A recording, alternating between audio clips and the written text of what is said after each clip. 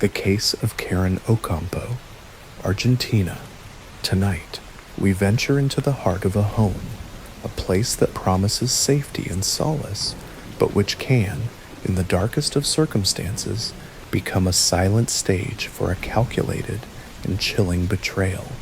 Our journey takes us to the vibrant yet profoundly tragic landscape of Argentina, where a quiet domestic drama unfolded into a harrowing true crime story, leaving a family shattered and a community grappling with an unthinkable act. We will peel back the layers of a crime that was not born of passion, but of a cold and patient plan, culminating in a verdict that echoed with the weight of a life sentence. This is the case of Karen Ocampo and the slow, methodical poison that seeped into her home. Before we delve deeper into this unsettling cold case, tell me, where are you unraveling this mystery from tonight? Are you tucked safely in, perhaps commuting under a dark sky, or simply seeking a moment of chilling reflection away from the everyday noise? Drop a comment below and let me know your location and the time, and if confronting these unvarnished truths brings you even a sliver of eerie fascination, or at least keeps your mind from the mundane, then a quick like and subscribe would be deeply appreciated. It's strangely comforting to know who else is journeying through these shadowed histories with us. Don't want to miss the next case? Hit the bell and turn on all notifications. It's the only way YouTube will actually tell you when I upload.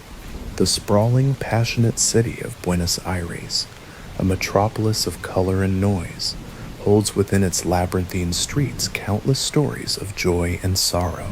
But our narrative begins not in its bustling core, but in a quiet, affluent suburb where the rhythm of life was defined by routine, the scent of Paella from backyard barbecues, and the close-knit bonds of family.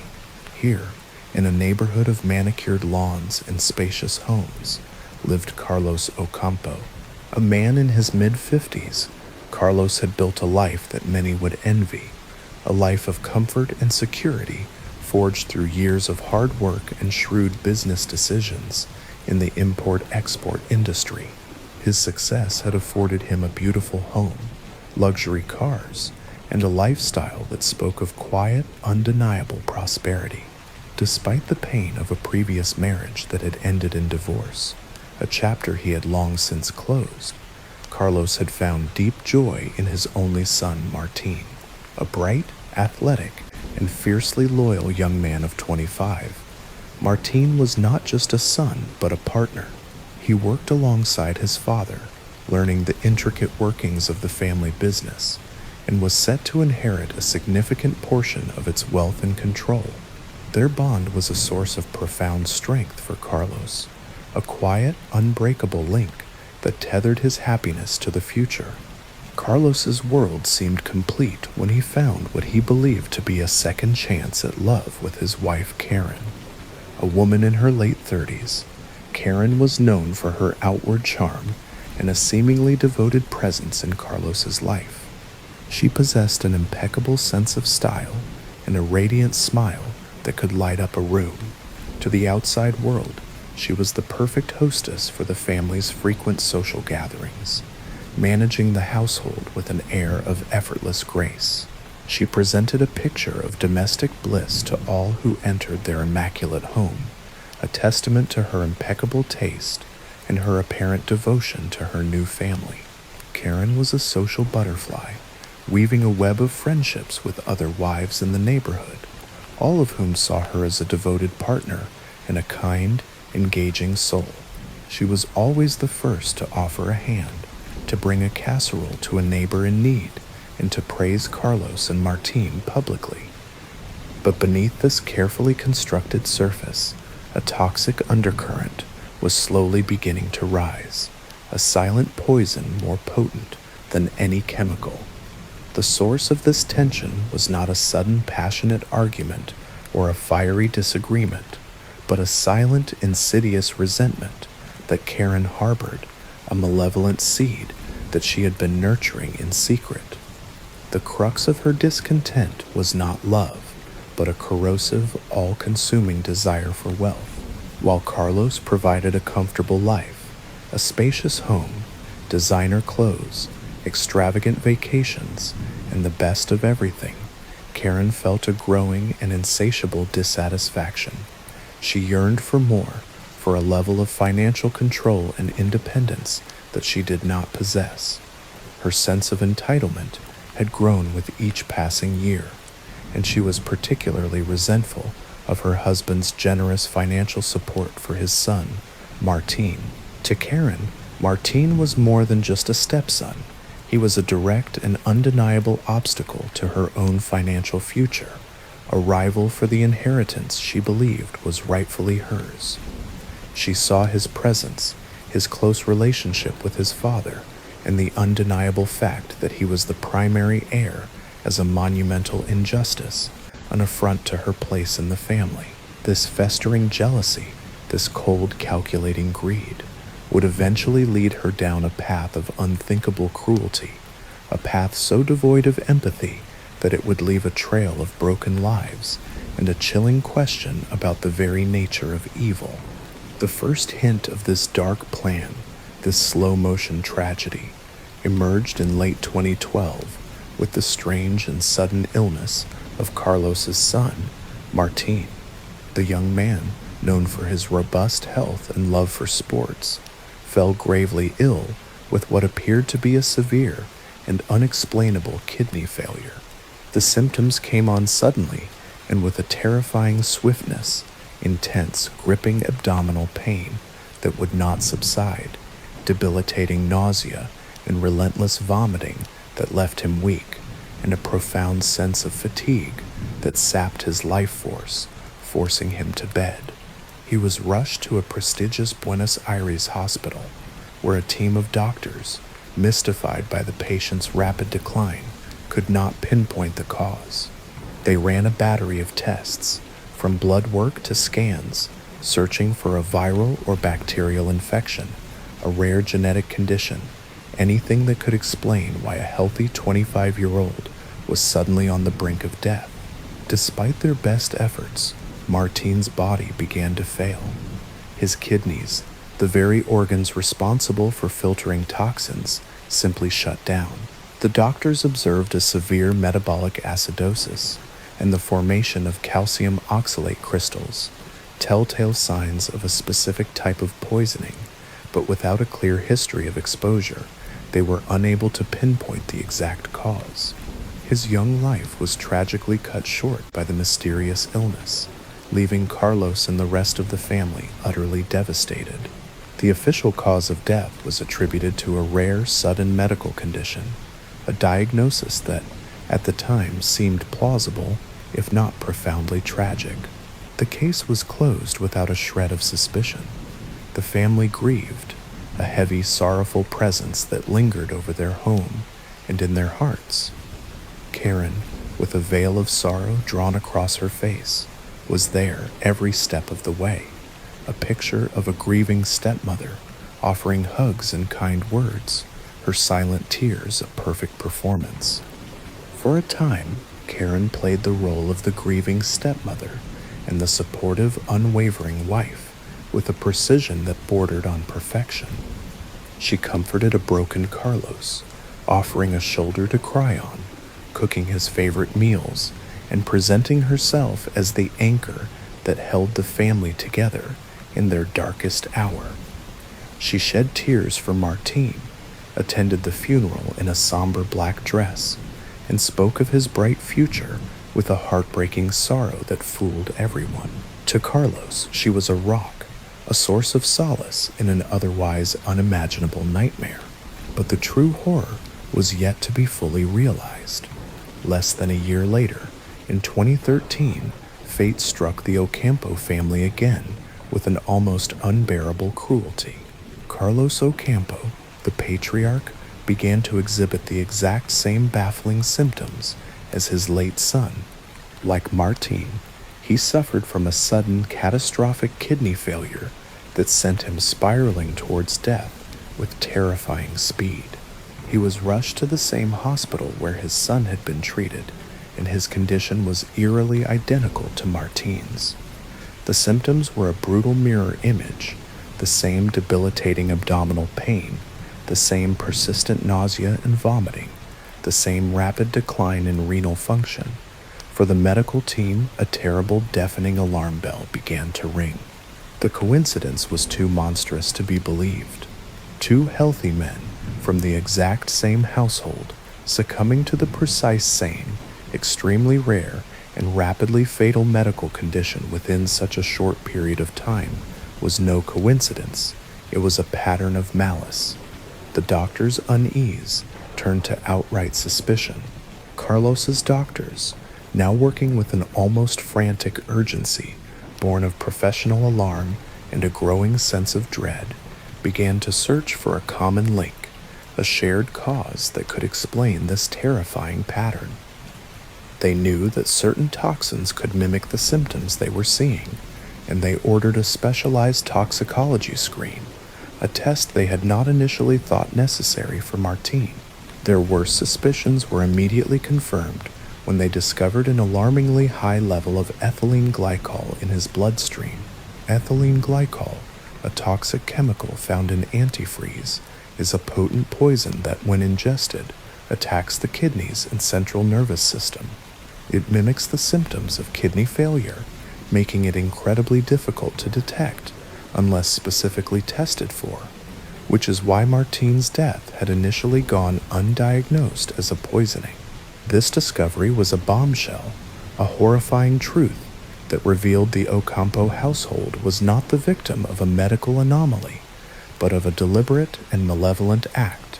With this crucial, damning piece of evidence, the police were immediately called in, and the focus of the investigation turned inward, with chilling certainty towards the one person who had been present during both tragic illnesses, Karen Ocampo.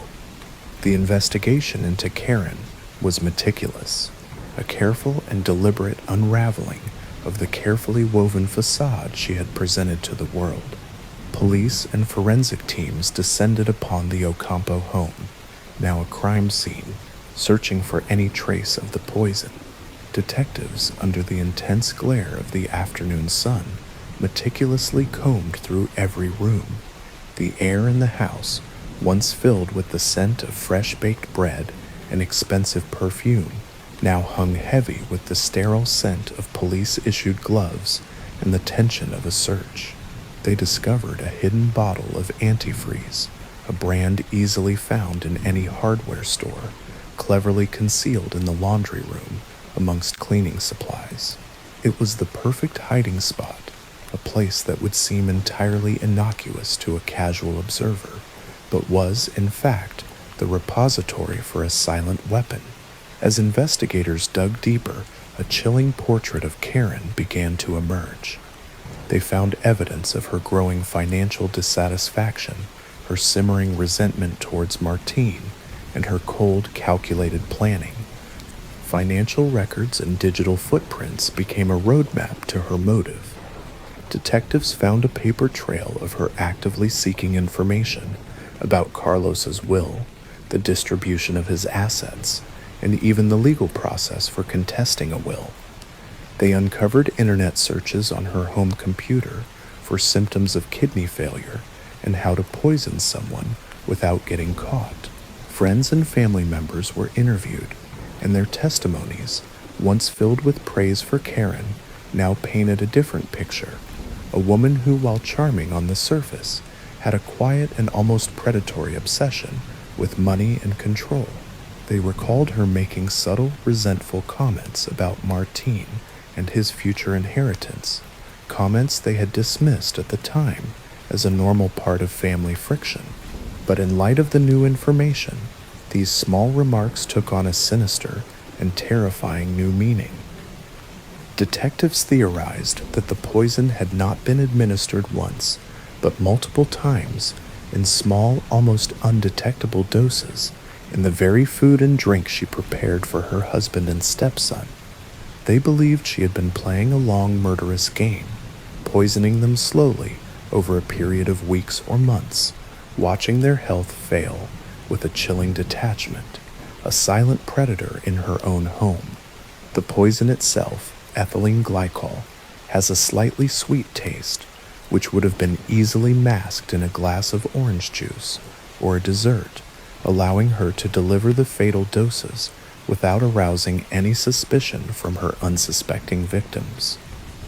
The very acts of love and care, preparing a meal, offering a comforting cup of tea, were perverted into instruments of murder, a final, grotesque act of betrayal.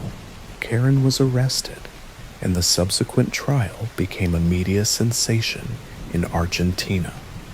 The prosecution, led by a determined and seasoned prosecutor, painted a picture of a cold, calculating woman driven by greed and a chilling lack of empathy. They methodically presented the evidence, piece by painstaking piece, to a rapt courtroom. The high levels of ethylene glycol in Carlos's system, the hidden bottle of antifreeze in the home, the financial motives uncovered during the investigation, and the damning pattern of her actions. Perhaps the most poignant and heartbreaking testimony came from the doctors who had treated both men, who recounted the agonizing helplessness of watching Martine and Carlos slip away, their lives stolen by an invisible enemy they could not identify until it was too late. The prosecution argued that Karen had not just murdered her family members, but had done so with a methodical, terrifying cruelty, administering the poison in the very food meant to nourish them. Karen, however, maintained her unwavering innocence throughout the trial. Her defense team, under immense public pressure, attempted to cast doubt on the evidence, suggesting that the presence of the poison was a monstrous coincidence, or that it had been introduced by someone else, perhaps a disgruntled business partner.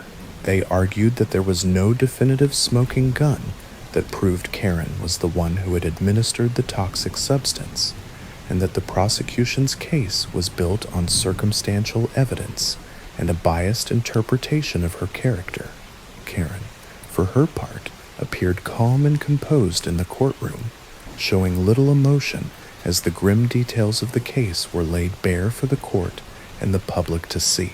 Her lack of visible remorse, her unsettling coolness in the face of such horrific accusations, only served to further convince many of her profound guilt. In the end, the jury was swayed by the overwhelming weight of the evidence and the sheer statistical improbability of the two deaths being a coincidence. They deliberated for a surprisingly short time before finding Karen Ocampo guilty of the murder of Carlos Ocampo and his son Martín.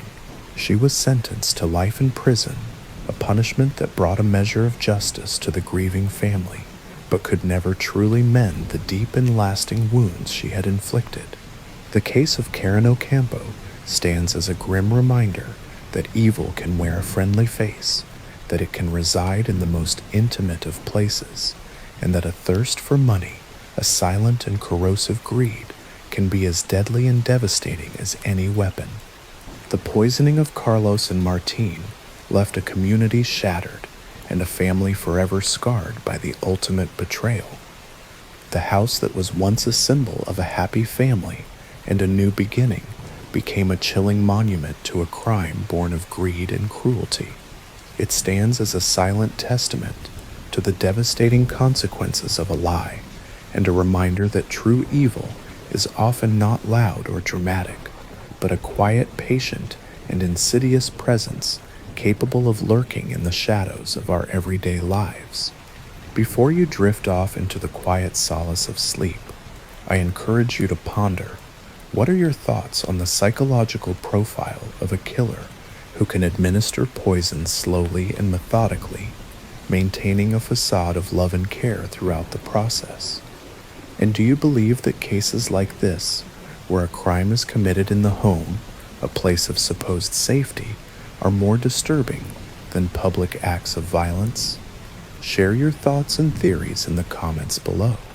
The Rolex Man, a deep dive into a chilling identity theft murder. Tonight, we delve into a tale where the vast, unforgiving ocean gives up a secret, not in the form of sunken treasure, but in the grim reality of a life violently taken. Our journey begins with a discovery so strange and so devoid of context that it would baffle seasoned investigators for weeks, forcing them to confront a mystery where the victim was not who he appeared to be, and the killer was a phantom hiding in plain sight.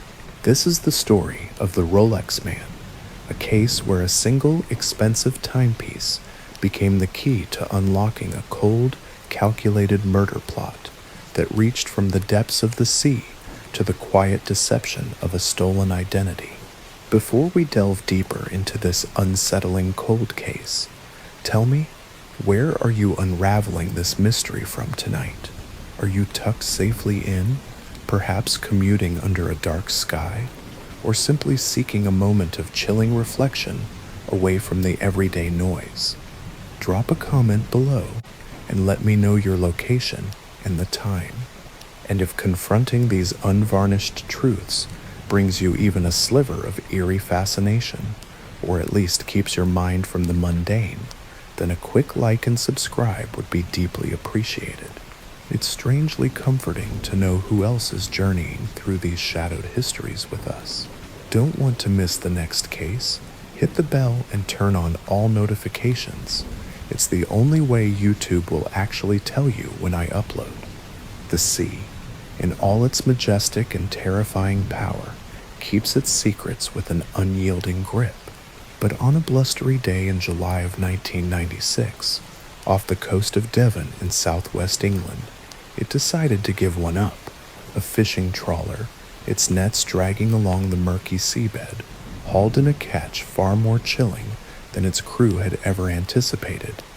The vessel, the Kopic family, was being helmed by John Kopic and his son Craig, both experienced fishermen with a profound respect for the ocean's unpredictable nature.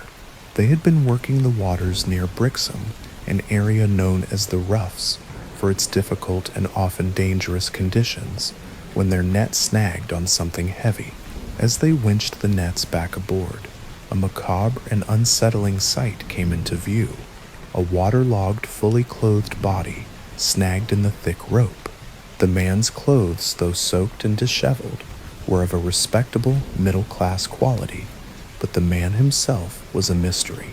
His body had been in the water for some time, making a visual identification impossible.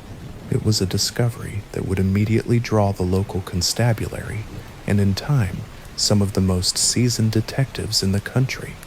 The grim recovery was a routine, albeit tragic, part of coastal police work.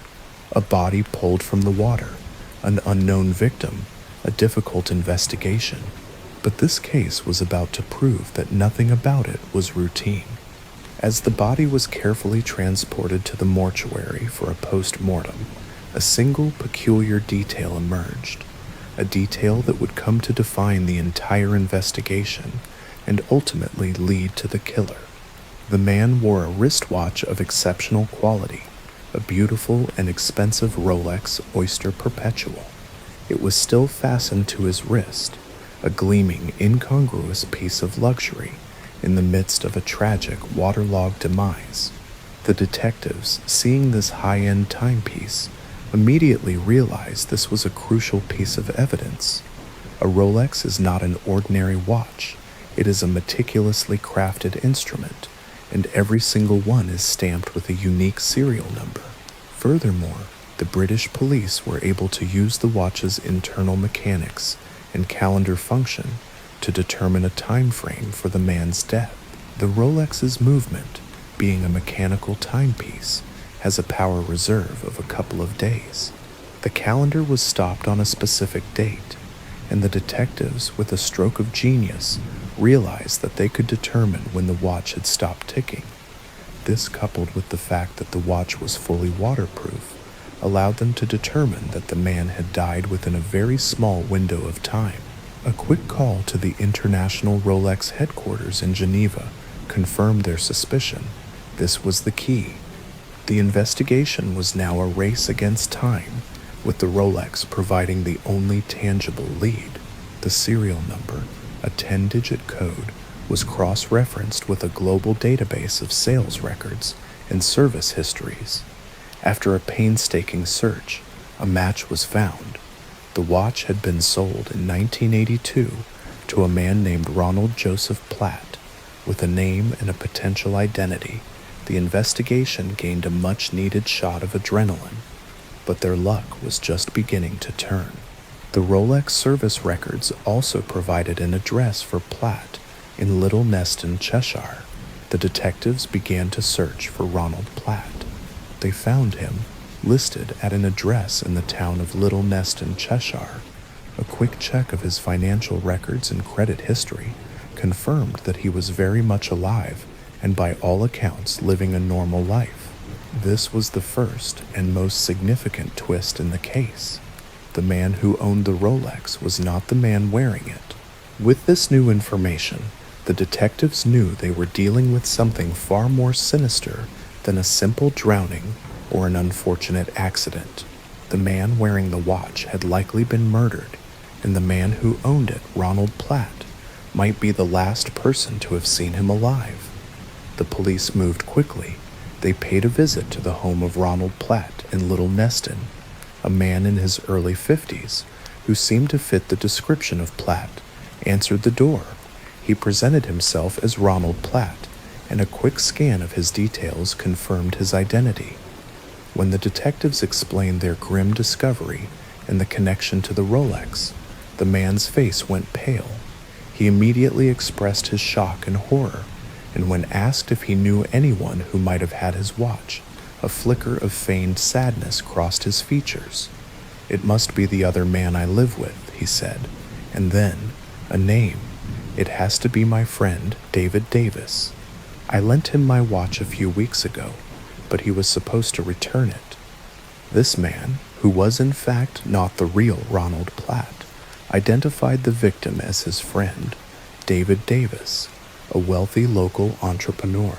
He spoke of David with a feigned sense of loss and concern, describing him as a close friend and a business associate. He went on to describe the victim's physical appearance in precise detail, which seemed to match the mortuary's description of the deceased. The detectives, however, were not entirely convinced. The man's story seemed a little too perfect, a little too rehearsed. There was a subtle tension in his voice, a nervous energy beneath the calm facade that put the detectives on edge. They continued to press him, asking questions about David, their relationship, and the circumstances of the borrowed watch. The man, who we now know to be the imposter, maintained his composure, but the cracks in his story were beginning to show.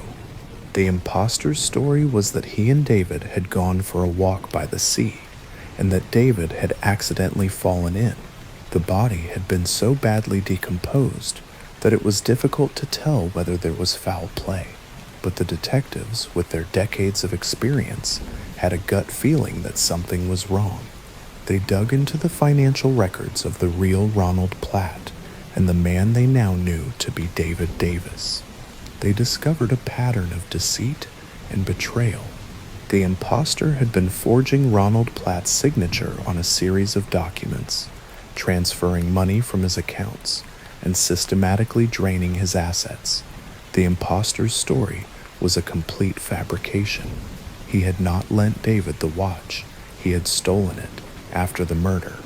The Rolex, an item of such immense value and personal significance, was meant to have been a final twisted trophy, but it had instead become a digital breadcrumb that led the police directly to his door. The man who the police believed was Ronald Platt was in fact Albert Johnson Walker, a Canadian financial fraudster who was at one time one of Interpol's most wanted criminals. The real Ronald Platt, a television repairman from Yorkshire, had met Walker in Harrogate, England. Walker had fled Canada in 1990 after defrauding dozens of clients of millions of dollars. He had assumed the identity of David Davis and was living a quiet, unassuming life with his daughter, whom he introduced as his wife. Walker, a charismatic and manipulative man, befriended Platt, who was looking to emigrate back to his native Canada. Walker, seeing an opportunity, offered to bankroll Platt's move. In return, he asked for Platt's personal identity documents, his birth certificate, his driver's license, and even a signature stamp, all under the guise of business purposes. Platt, trusting his new friend, handed over everything. When Platt moved to Canada in 1992, Walker seamlessly assumed his identity, living and working as Ronald Platt. But the plan went awry. In 1995, Ronald Platt, running out of money and feeling homesick, decided to return to England. He was a complication that Albert Walker could not afford. Platt's return threatened to expose Walker's meticulously constructed lie and potentially lead to his arrest and extradition to Canada. Walker, a man who had gone to such great lengths to escape justice, was not about to let a mere inconvenience like his old friend stand in his way. He began to plan the perfect murder. He lured Platt, who was now unemployed and vulnerable, onto a fishing boat for what he claimed would be a day of leisure. In a secluded area off the coast of Devon, Walker bludgeoned Platt to death, tied an anchor to his body, and dumped him into the cold, indifferent depths of the English Channel. The plan was flawless in its audacity and its cruelty. He had not just murdered his friend, he had erased him from existence. He then proceeded to assume Platt's identity, forging documents, using his bank accounts, and telling his friends and family that Platt had simply gone away for a while to travel the world. The plan was a cold, calculated masterpiece of betrayal, but the imposter had forgotten one crucial detail: the Rolex. The man who had been presenting himself as Ronald Platt was arrested and charged with the murder of the real Ronald Platt. The trial, held in Exeter, was a media spectacle, a story that captured the public's imagination with its audacious plot and chilling details. The prosecution meticulously laid out their case, using the Rolex as the central piece of evidence. They presented the financial records, the forged documents, and the damning testimony of those who had seen the imposter wearing Platt's watch. The police also located the boat used in the murder and discovered traces of blood, which proved to be a match to Ronald Platt. They painted a picture of a man consumed by greed, a man who was willing to murder his best friend and assume his identity for the sake of a better life. Albert Walker, for his part, remained stoic, professing his innocence to the end.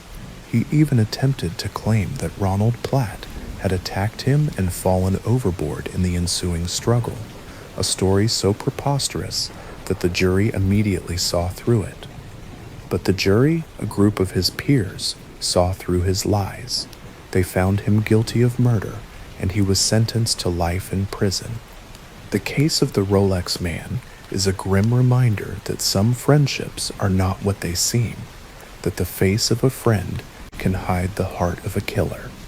The sea may have given up its secret, but the true story of this crime was written in the stolen identity, the forged documents, and the single beautiful Rolex that ultimately brought a cold, calculated killer to justice. After his conviction, Albert Walker was extradited back to Canada in 2005 to face his fraud charges. He was found guilty and sentenced to 4 years for fraud and a concurrent 1 year for violations of the Bankruptcy and Insolvency Act. He continues to serve his life sentence in a Canadian prison, where he has been denied parole multiple times due to his continued denial of responsibility for his crimes and his inability to admit fault. His manipulation and cunning, which were so central to his crimes, have continued even behind bars. The case has been the subject of numerous documentaries and even a storyline on a British soap opera, a testament to the chilling and bizarre nature of the crime. The story of Albert Walker is not just a murder mystery, it is a masterclass in deception and a chilling study of a man with a pathological need for control and financial power. Born in Paris, Ontario, Walker was a high school dropout who, through a series of odd jobs, eventually found himself working as a bank teller. This seemingly innocuous start was the beginning of his journey into the world of finance and eventually a life of crime. He began filing other people's income tax returns, a seemingly benign act that gave him an intimate understanding of their finances. He would go on to become a financial planner and mortgage broker, using his position of trust to bilk approximately 70 clients out of more than $3.2 million. The collapse of a stock deal in 1986 exposed his fraudulent activities, and by 1990, with fraud, theft, and money laundering charges looming, he decided to flee the country. He didn't flee alone. He took his 15-year-old daughter, Sheena Walker, with him. They first went to London and then to Harrogate in Yorkshire, where they lived under the names David and Noelle Davis, with Sheena being presented as his wife. This deeply unsettling and manipulative act was a testament to his ruthlessness. While in England, he befriended Ronald Platt, a kind, unassuming television repairman. Walker, ever the con artist, saw Platt not as a friend, but as a golden ticket to a new, clean identity.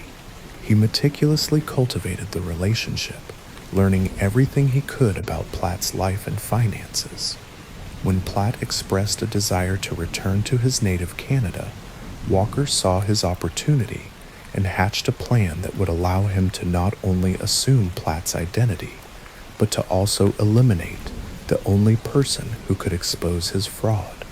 He offered to fund Platt's move, but under the pretense of business, he requested and received all of Platt's vital documents: his birth certificate, his driver's license, and a signature stamp. When Platt left for Canada in 1992, Walker began his new life as Ronald Platt. The plan was flawless until 1995, when Platt, homesick and broke, returned to England.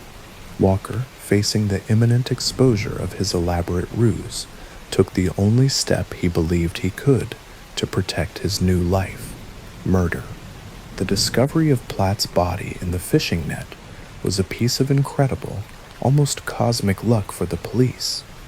The body, weighed down with an anchor, was meant to be at the bottom of the sea forever, but the roughs, the perilous stretch of water where the body was found, and the expertise of the fishermen led to the anchor's entanglement in the trawler's nets. The Rolex, a meticulously engineered piece of jewelry, became a digital breadcrumb, with its unique serial number providing the first tangible link to the victim's identity. The police, with the help of Rolex headquarters, were able to trace the watch back to Ronald Platt.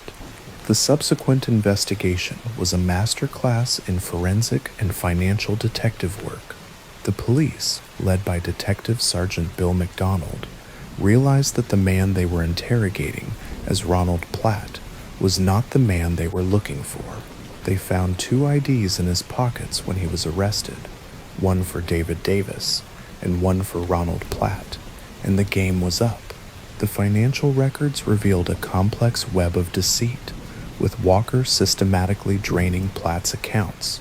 The DNA evidence from the boat, a meticulous search of the crime scene, and the testimonies of those who had been manipulated by Walker all contributed to his conviction. The judge, in his sentencing, described Walker as a plausible, intelligent, ruthless man and a considerable threat to anyone who stands in your way.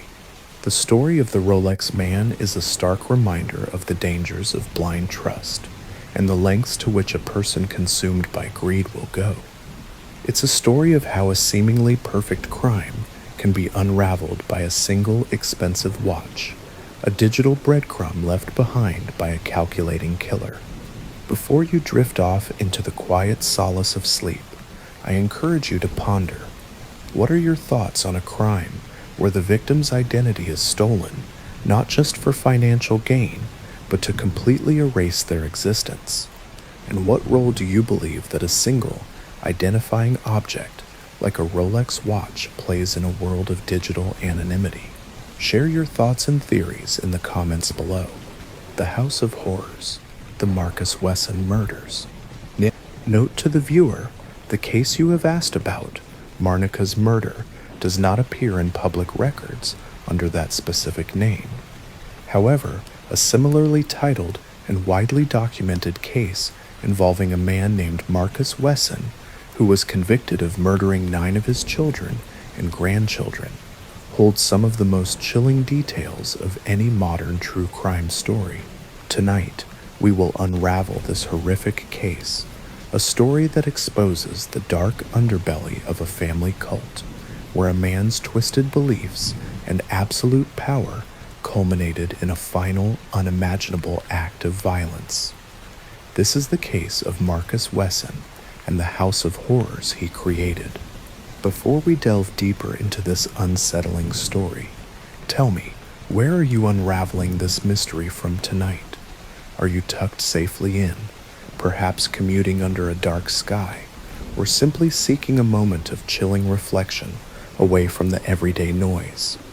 Drop a comment below and let me know your location and the time, and if confronting these unvarnished truths brings you even a sliver of eerie fascination, or at least keeps your mind from the mundane, then a quick like and subscribe would be deeply appreciated. It's strangely comforting to know who else is journeying through these shadowed histories with us. Don't want to miss the next case? Hit the bell and turn on all notifications. It's the only way YouTube will actually tell you when I upload. Introduction: The Unassuming Facade. The story of Marcus Wesson begins not with a bang, but with a whisper. The quiet, unsettling silence that fell over a seemingly normal home in a quiet Fresno, California neighborhood. In the early 2000s, the city was a tapestry of diverse lives, where families went about their daily routines, unaware that one of the most horrific crimes in modern history was unfolding just around the corner.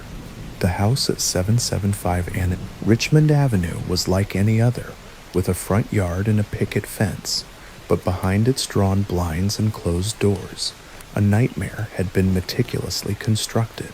This was not a story of a stranger breaking in, but of a man who had built his own kingdom of abuse, and in the process had turned his family into his chattel. Marcus Delon Wesson, born in 1946, was a man of imposing physical stature and a terrifyingly charismatic presence. He was a self-styled prophet, a man who had convinced his family he was not just their father, but their God. He had created a family cult, a world unto itself, where his word was law and his will was absolute. He had no steady job, living off welfare and the earnings of his adult children, but his power over his family was boundless. He had a deep personal interest in antique coffins, a hobby that, in retrospect, takes on a deeply macabre and chilling significance. These coffins, which he kept in the back bedroom of his home, would eventually become the final resting place for 9 of his family members. The story of the Wesson family is a study in psychological manipulation, a textbook case of how a charismatic predator can isolate, indoctrinate, and abuse his victims to a point of no return. He had a perverse theology, a handwritten Bible that taught his children a warped version of Christianity, where Jesus Christ was a vampire, and he, Marcus Wesson, was the true God. He taught his girls, some as young as 8 or 9, that they were destined to become his wives, and he subjected them to horrific sexual abuse. He had fathered children with his own daughters and nieces, creating a cycle of abuse that was both incestuous and generational. He controlled every aspect of their lives, from what they ate and wore to who they could talk to. The boys were forbidden from speaking to their sisters, and the girls were forbidden from speaking to their mother. This was a family built on fear, control, and a terrifying parody of religious faith. The mechanisms of control, a system of abuse. The system of control Marcus Wesson established was a multi-layered cage from which escape seemed impossible. It was a combination of physical violence, financial dependence, and psychological manipulation that left his family completely vulnerable. Physical and emotional violence. Wesson's rule was enforced through brutal, merciless beatings.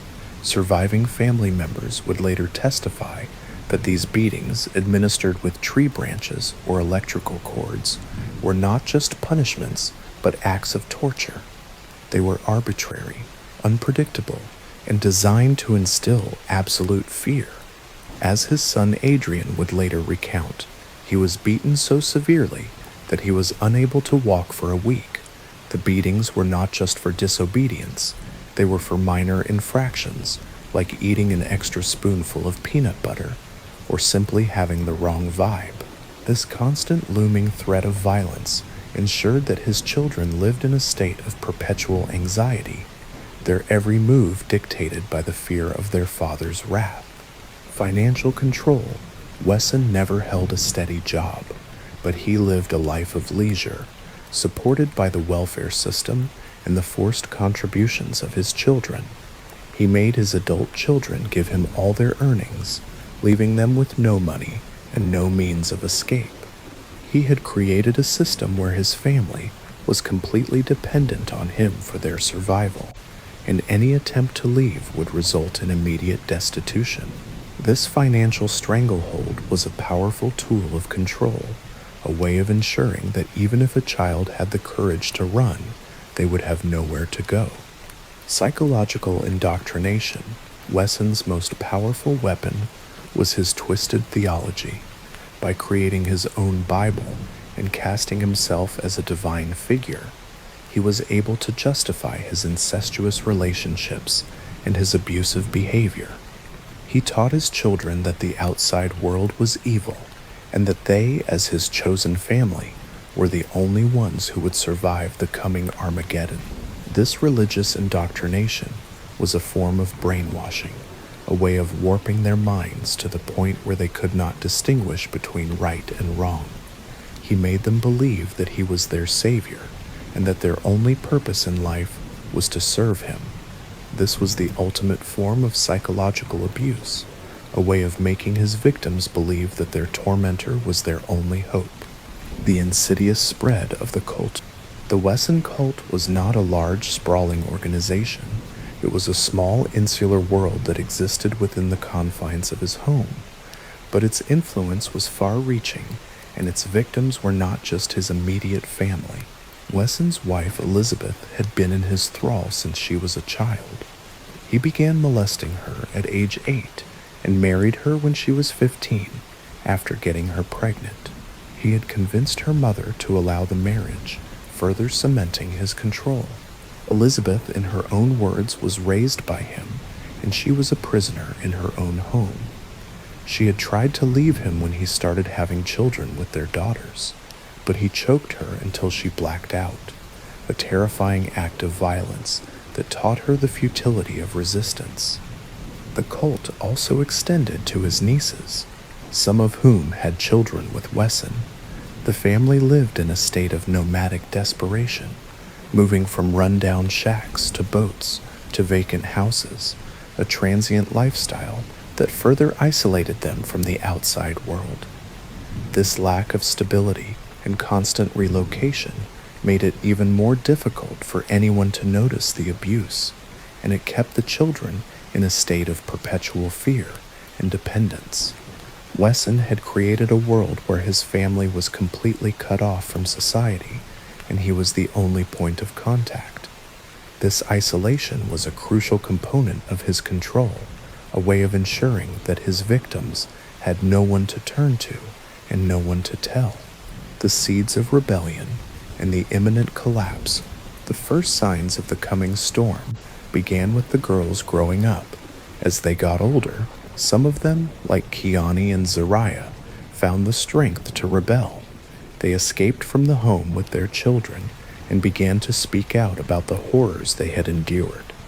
their stories, filled with details of incest, abuse, and Wesson's twisted religious beliefs, were so shocking that they were initially met with disbelief. But as their stories were corroborated by other family members who had managed to break free, a picture of the Wesson household began to emerge that was far darker than anyone could have ever imagined. The rebellion within the family and the growing whispers of Wesson's atrocities began to shake the foundation of his carefully constructed world. His authority was no longer absolute, and his control was beginning to slip. Faced with the very real possibility of his family being torn apart by the authorities and his crimes being exposed to the world, Wesson began to talk about a final desperate act. He had been talking about killing his children and committing suicide for at least a decade if the government ever tried to break the family up. But now the threat was becoming a reality. He spoke of suicide and of killing the children, a chilling and terrifying threat that he repeated over and over, planting the seeds of a murderous plan in the minds of his vulnerable and indoctrinated family. This wasn't an idle threat. It was a promise, a horrific contingency plan for a man who would rather see his family dead than see them free from his control. The pressure was mounting, and Wesson, a man who had built his life on control, was seeing his world crumble around him. He had to act, and he had to do it in a way that would ensure his family would never be taken from him. The final confrontation and the horrific discovery. The final confrontation began on March 12, 2004.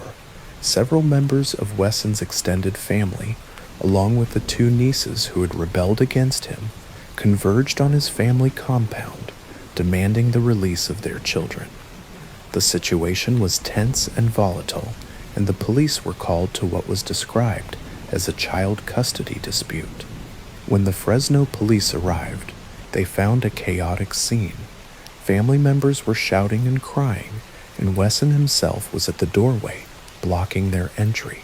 The standoff began, and Wesson, in a chillingly calm and collected manner, told the police to wait at the door. He then disappeared into the home.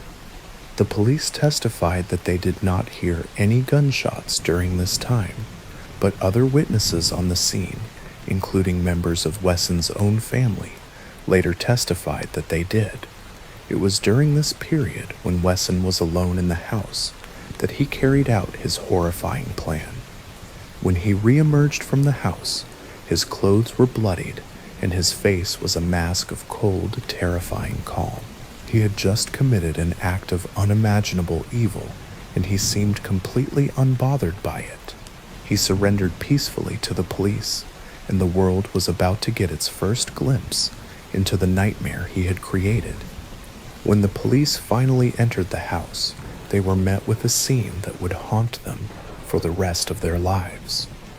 In a single bedroom, a room filled with antique coffins that Wesson had meticulously collected, they found the bodies of 9 people. The victims, 7 of whom were children, were piled together, their lives brutally cut short. Each had been fatally shot through the eye, a grotesque and symbolic act that was later theorized to be Wesson's way of blinding them to the outside world, to the truth he had so carefully hidden from them. The smell of death hung heavy in the air, a mixture of uncoagulated blood and the musty scent of the old coffins that served as a final resting place for his victims. The victims were his daughters Sabrina and Elizabeth, and their 7 children, some of whom were Wesson's own children. It was a mass murder of unimaginable cruelty, an act of a man who would rather kill his family than let them be taken from him. The desperate defense and the testimony of the survivors. Wesson's defense team, public defenders Peter Jones and Ralph Torres, tried to argue that it was Wesson's 25-year-old daughter, Sabrina, who had committed the murders and then taken her own life. They pointed to the fact that the murder weapon, a .22 caliber handgun, was found with Sabrina's body and that her DNA was on the gun. They also noted that there was no gunpowder residue on Wesson's hands at the time of his arrest. This defense, while initially plausible to some, fell apart under the weight of the evidence and testimony. The prosecutors were able to show that Wesson, a cunning and manipulative man, had orchestrated the entire event, forcing his daughter to commit the murders and then killing her as well, or perhaps even killing all of them himself. The fact that the bodies were still warm and the blood uncoagulated when the police entered the home, and the lack of any gunshots being heard by the police during the standoff, all pointed to a carefully planned and executed mass murder. The defense's theory, while a desperate attempt to save their client, simply did not stand up to the overwhelming evidence of Wesson's guilt. The murder weapon being in his daughter's hand was a final, twisted act of manipulation, a desperate attempt to frame the very person he had destroyed. The surviving family members, including Wesson's wife, Elizabeth, and his son, Adrian, provided heart-wrenching testimony that solidified Wesson's role as the mastermind. Adrian Wesson, a survivor who was not present at the time of the murders, spoke of the brutal beatings he endured as a child, sometimes for reasons as simple as having the wrong vibe. He recalled times when the beatings with tree branches or cable cords yanked from the wall would last for hours and were so severe that the children would be unable to walk for a week. "He was all I knew," Adrian said. "He was my dad. He was God. I was mortally afraid of him." Another son, Serafino, echoed this sentiment, stating that they all lived with an invisible gun to our heads and that he was brainwashed. Wesson's wife, Elizabeth, testified that she was 8 years old when Wesson began molesting her, and that she married him at age 15 after becoming pregnant. She spoke of his complete and total control over their lives, and of the moment she tried to leave him and was choked until she blacked out.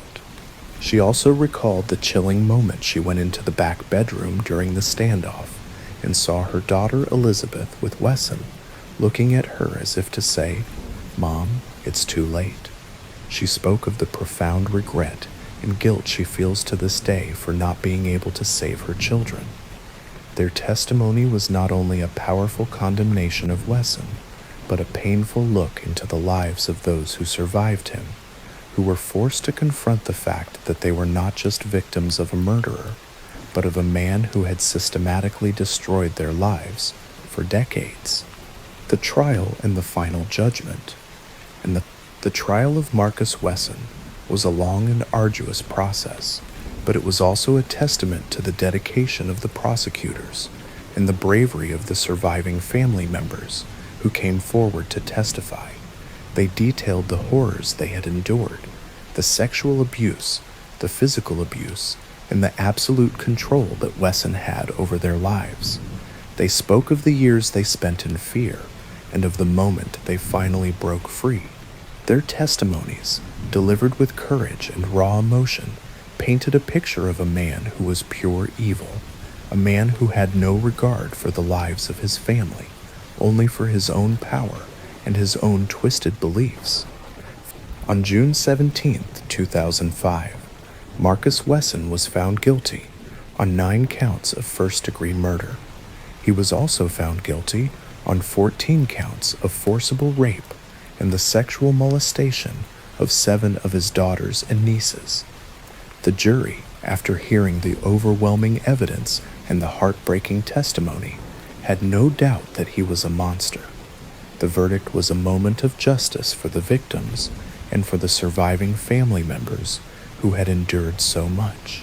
The jury, while declining to find that Wesson had personally pulled the trigger, found him guilty of murder based on the prosecution's argument that he was the mastermind behind the killings and had pressured his children into entering a suicide pact.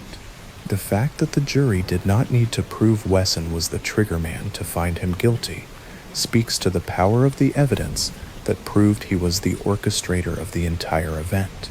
He was a master manipulator, and the final act of violence was simply the horrific culmination of his decades of abuse and control. On June 27, 2005, Marcus Wesson was sentenced to death. He is currently on death row at San Quentin Rehabilitation Center, where he awaits his final punishment. The house where the murders took place, a chilling monument to his evil, was later demolished, an act of defiance against the darkness that had once resided within its walls. The case of Marcus Wesson is a grim reminder that evil can hide in the most unexpected of places, in the quiet suburbs, in the seemingly ordinary homes, and in the hearts of those who are meant to protect us. It is a story of a man who created his own personal kingdom of horrors, a story of the bravery of the few who managed to escape, and a story of the final terrible price paid by those who could not. The legacy of a monster and the long road to healing. The aftermath of the Marcus Wesson murders was not just about the trial and the conviction, it was about the long and difficult road to healing for the survivors. Wesson's control did not end with his arrest. It had been so deeply ingrained in the minds of his children that many of them, in the immediate aftermath, still defended him.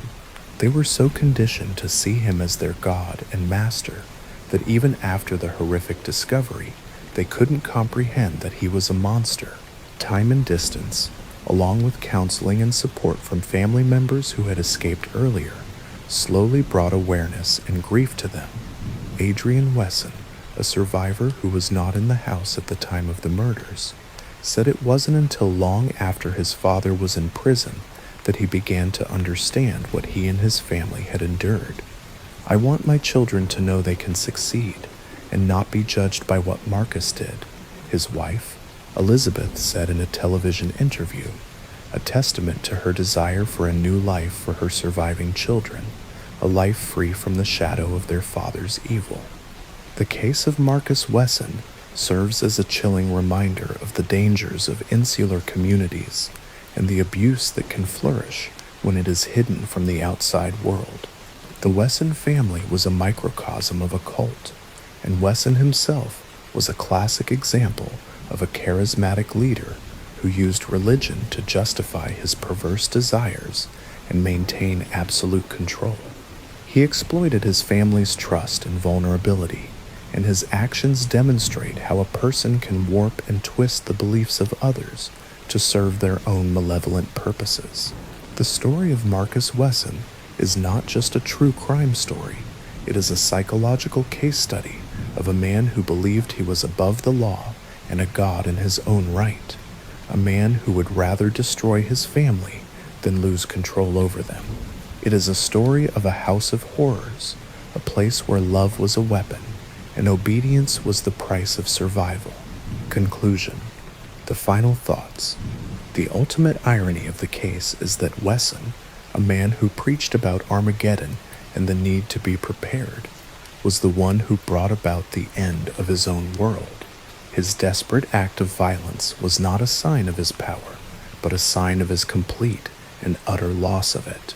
He was a man who had lost his kingdom, and in his final pathetic act of defiance, he destroyed it all. His conviction and death sentence were a final repudiation of his twisted theology, a legal and moral declaration that he was not a god, but a man, and a vile one at that. He is now confined to a small cell, a far cry from the opulent kingdom he had once envisioned for himself and his family. The house is gone, the memory of the victims is honored, and the survivors are slowly, painfully rebuilding their lives. The story of Marcus Wesson is a dark chapter in true crime history, but it is also a story of resilience, of the human spirit's ability to endure and to heal, even in the face of unimaginable horror. Before you drift off into the quiet solace of sleep, I encourage you to ponder, what are your thoughts on a case where the killer is not a stranger, but a family member who has created a private world of abuse and manipulation? And do you believe that the justice system, even with a death penalty sentence, can ever truly atone for the kind of evil that Marcus Wesson perpetrated? Share your thoughts and theories in the comments below. The Golden State Killer. Welcome to our exploration of a case that redefined the modern true crime genre. This is the story of Joseph James DeAngelo, a man who for over 4 decades was known only by the chilling monikers he earned with each new wave of violence: the Visalia Ransacker, the East Area Rapist, and ultimately the Golden State Killer. This is a story of a predator hiding in plain sight, a former police officer and a family man who orchestrated a reign of terror across California, leaving a trail of broken lives and cold cases that seemed destined to remain unsolved. But it is also a story of extraordinary persistence, the power of a citizen journalist, and a forensic breakthrough that would forever change the face of criminal investigation. Part 1. The Making of a Monster. To understand the Golden State Killer, we must first look at the man he was before the crimes began. Joseph James DeAngelo Jr. was born on November 8, 1945, in Bath, New York.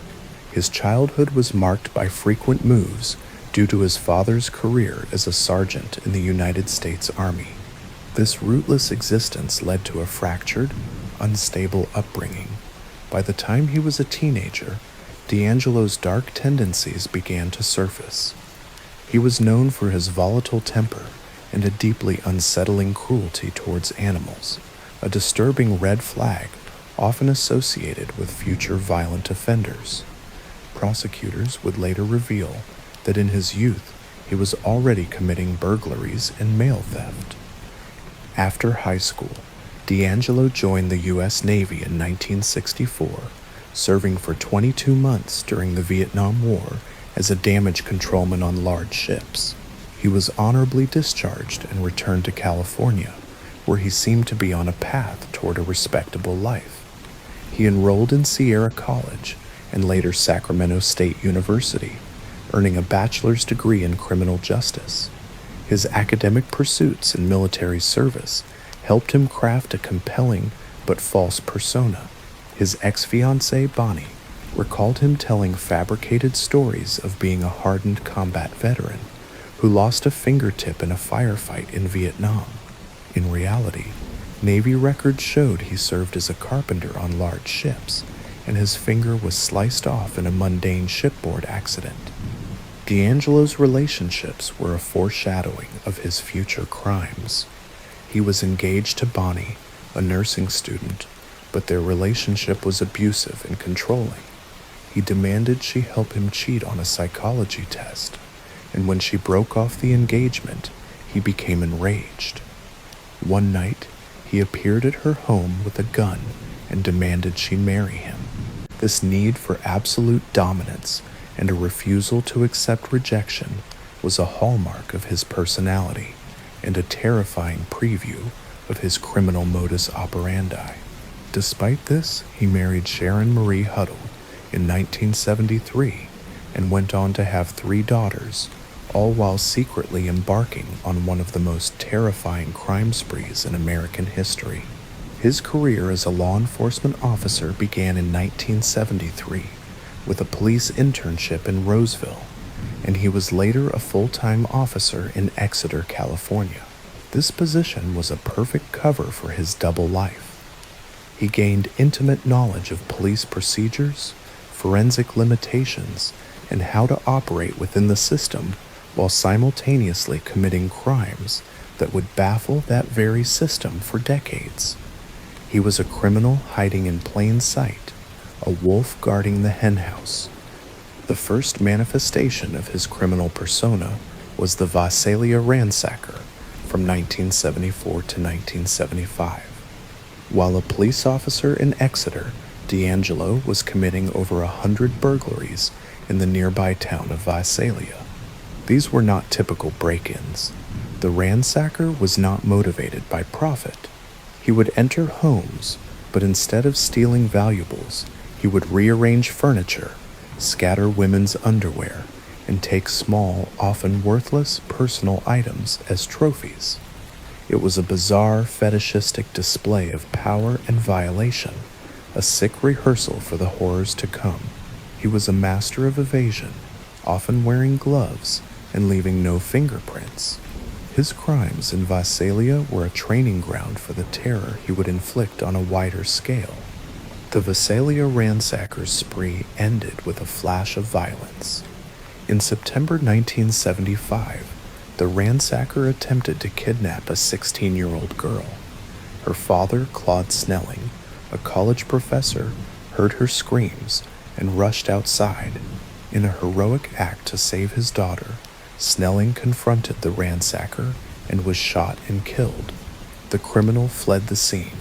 A few months later, Visalia police detective William McGowan spotted the ransacker and engaged him in a brief but intense shootout.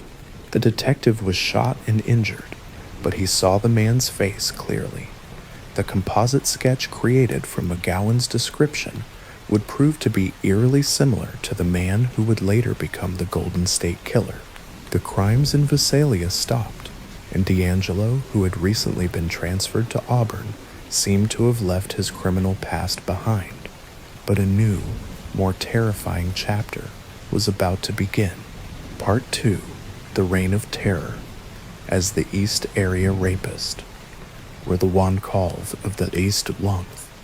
In the summer of 1976, a new wave of fear began to grip the Sacramento suburbs. A serial predator known as the East Area Rapist had emerged, operating primarily in affluent neighborhoods like Citrus Heights, Rancho Cordova, and Carmichael. This was a more brazen and terrifying criminal, and his methods were chillingly precise. He was a master of stalking, meticulously observing his victims' homes for days or weeks, learning their routines and identifying their vulnerabilities. He was a ghost in the suburbs, a phantom who moved silently through the night. The modus operandi of the East Area Rapist was a twisted display of psychological torture and physical violence. He would break into homes late at night, often bringing his own rope to bind his victims. He would creep into the bedroom, wake the couple at gunpoint, and bind them. A terrifying hallmark of his attacks was the dish trick. He would take the male victim and place him in a position where a stack of dishes was balanced on his back. He would then threaten to kill everyone in the house if he heard the slightest sound of the dishes rattling. He would then take the female victim to another room and rape her, often for hours. He was known for his cold, commanding voice and for making taunting phone calls to his victims before and after the attacks. One victim, Chris Pedretti, who was only 15 years old when she was attacked, recalled his chilling command, "Don't move, or I will kill you." The fear he instilled was so pervasive that it changed the very fabric of suburban life. Families bought guard dogs, installed security systems, and slept with loaded guns and baseball bats by their beds. People were afraid to go outside after dark, and the sense of community safety was shattered. The East Area Rapist was a predator with an insatiable need for control and violence, and he was an officer of the law at the same time. He served as a police sergeant in Auburn, a position that gave him a crucial advantage. He was intimately familiar with police procedures, forensic limitations, and how to avoid leaving fingerprints and DNA. He knew how to cover his tracks and how to stay one step ahead of the very people who were hunting him. His double life was a monstrous secret that he carried for years, all while living a seemingly normal life as a husband and a father. His violence culminated in a significant escalation of his crimes: murder. In February 1978, Brian and Katie Majori were walking their dog in Rancho Cordova when the East Area Rapist chased them down and shot them to death. This was a turning point. The rapist was now a murderer, and the hunt for him intensified. In 1979, D'Angelo was fired from the Auburn Police Department after he was caught shoplifting dog repellent and a hammer, a seemingly petty crime that belied the horrors of his secret life. After his termination, the East Area Rapist crimes ceased. He had seemingly vanished once more. Part 3. The Original Night Stalker. The escalation to murder. With the East Area Rapist gone, a new wave of terror began to grip Southern California. From 1979 to 1986, a new killer emerged, known as the Original Night Stalker, a name later changed to distinguish him from the later killer, Richard Ramirez. This was the same man. His crimes had evolved, becoming more violent and more focused on murder. He continued his pattern of stalking and home invasion, but he now targeted young couples, tying them up before bludgeoning or shooting them to death. He no longer just raped, he murdered. The first confirmed murders were those of Charlene and Lyman Smith in Ventura County in March 1980. Charlene had been raped and bludgeoned to death. This was followed by a series of brutal double murders, each one more devastating than the last. Keith and Patrice Harrington were bludgeoned to death in their Dana Point home. Patrice was raped, and her face was so severely bludgeoned that her skull was pulverized. In Goleta, Cherry Domingo and Gregory Sanchez were found dead. Domingo was raped and bludgeoned to death. In Irvine, Manuela Withoon was raped and murdered in her home while her husband was in the hospital. The attacks were characterized by extreme violence and a complete disregard for human life. The killer would leave no witnesses. In 1986, the original Night Stalker's final victim was Janelle Cruz, an 18-year-old girl who was home alone in Irvine. He raped and bludgeoned her to death, leaving her body on her bed, beaten beyond recognition. Her teeth were found in her hair and lungs. After this murder, the crimes stopped. Joseph D'Angelo, the man who was now living a quiet suburban life with his wife and 3 daughters in Citrus Heights, California, had a seemingly normal life. He worked as a truck mechanic for Save Mart supermarkets. The monster went silent, but the trauma he inflicted on his victims and their families would last for decades. For years, the different police departments investigating these crimes had no idea they were looking for the same man. They had different composite sketches, different names for the criminal, and no centralized database to connect the evidence. It wasn't until 2001, when DNA evidence from the different crime scenes was finally analyzed and compared, that investigators realized they were all chasing the same person. The East Area Rapist and the original Night Stalker were one and the same. The monster was finally given a name: the Golden State Killer. Part 4. The Cold Case and the Citizen Detective. The Golden State Killer case was a textbook example of a cold case, a trail that had run dry with no new leads and no suspects. For decades, the files sat in police storage, a haunting reminder of a seemingly unsolvable mystery. But there was one man who never gave up.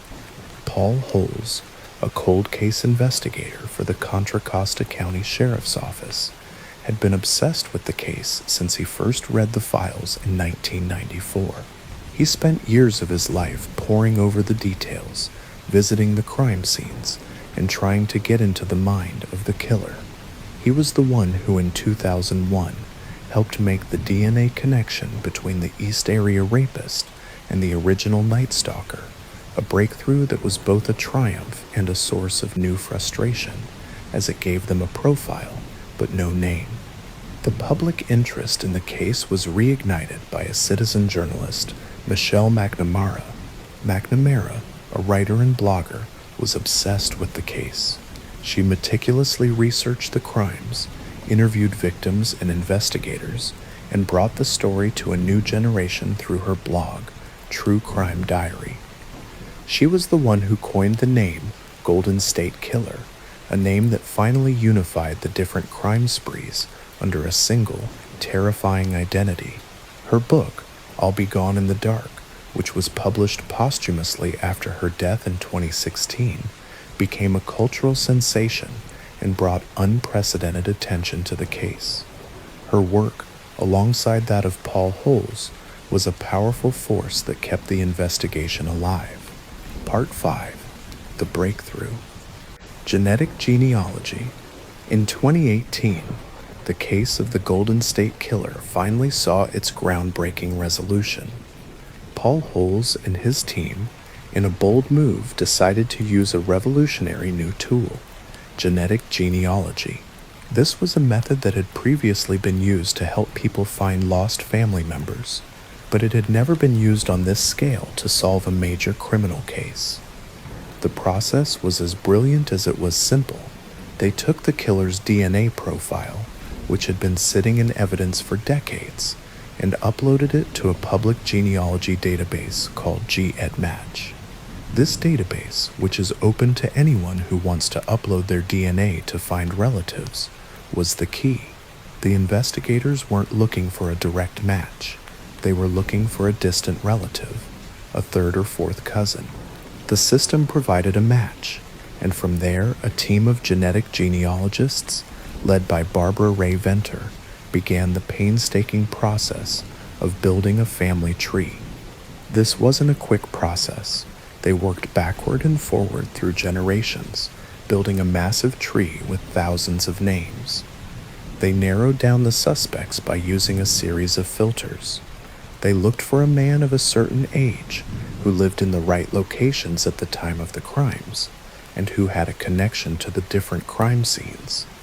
The long and tedious process eventually led them to one name, Joseph James DeAngelo Jr. To confirm their suspicion, investigators needed a fresh DNA sample from DeAngelo. They surveilled him at his home in Citrus Heights. He was now an elderly man, living a quiet, unassuming life. The investigators waited for him to discard something that contained his DNA. A cup, a napkin, a discarded item. They finally collected a DNA sample from his trash, and the results were a perfect match to the DNA from the crime scenes. On April 24, 2018, Joseph James DeAngelo Jr. was arrested at his home, just a few miles from some of his first crimes. The arrest was a shock to the world. The monster who had terrorized a state was a seemingly frail, 72-year-old man who was a husband, a father, and a grandfather. Part 6. Justice and Legacy. For DeAngelo's arrest was the beginning of the end. He was charged with 13 counts of first-degree murder and 13 counts of kidnapping. Due to the statute of limitations, he could not be formally charged with the dozens of rapes he had committed, a fact that was a source of great pain for many of his victims. At his sentencing in August 2020, the court was filled with victims and their families. For years, they had been silenced by fear, and now they had a chance to speak directly to the man who had stolen their innocence, their sense of safety, and their loved ones. Over 70 people gave powerful and emotional victim impact statements. They described the decades of fear, the destroyed marriages, and the profound trauma he had inflicted. They spoke of the nightmares, the inability to feel safe in their own homes, and the lost opportunities and broken lives. In a plea deal to avoid the death penalty, DeAngelo pleaded guilty to all the charges against him, including admitting to the rapes he couldn't be charged for. He was sentenced to multiple consecutive life sentences without the possibility of parole. He will spend the rest of his life in prison, a silent, hunched figure, a far cry from the Phantom who once instilled fear across California. The case of the Golden State Killer is a testament to the power of human perseverance and the will to seek justice.